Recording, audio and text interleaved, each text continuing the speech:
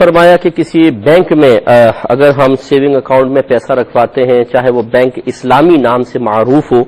اور اسی طرح اس میں کچھ پیسے وغیرہ انویسٹ کرنا، اس پہ پروفٹ وغیرہ لینا کیا شرعی حیثیت رکھتا ہے؟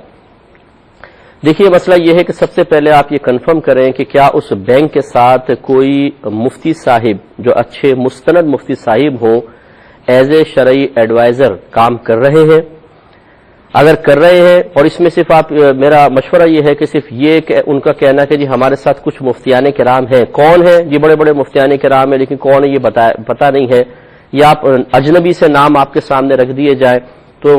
بہرحال آپ اچھی طرح تحقیق کر لیں۔ لیکن اگر کوئی معروف نام بتاتے ہیں اور اگر آپ کو موقع میسر آ جائے، آپ ان سے باقاعدہ کم از کم فون پر اس بات کی تصدیق کر لیں کہ کیا واقعی آپ شرعی طور پہ ایڈوائس ان کو دے رہے ہیں، وہ کہ ہاں یس، تو پھر آپ ان مفتی صاحب پر اعتماد کرتے ہوئے اس بینک کے اندر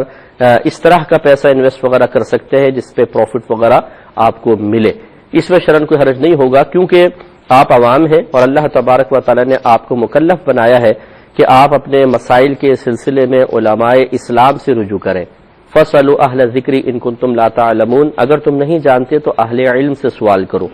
جب اللہ تعالیٰ نے ہمیں مکلف بنا دیا اور ہم نے اہل علم سے سوال کر لیا تو گویا کہ اب ہمارا ذمہ ختم ہو گیا، اب ذمہ داری ان کی آ گئی۔ اور یقینی سی بات ہے کہ اللہ تبارک و تعالیٰ کے کہنے کا مطلب تو یہ نہیں ہے کہ صرف معلوم کرو پھر کرو اپنی مرضی کی، ایسا نہیں۔ یقینی سی بات ہے کہ معلوم کرنے کا حکم اس لیے دیا جا رہا ہے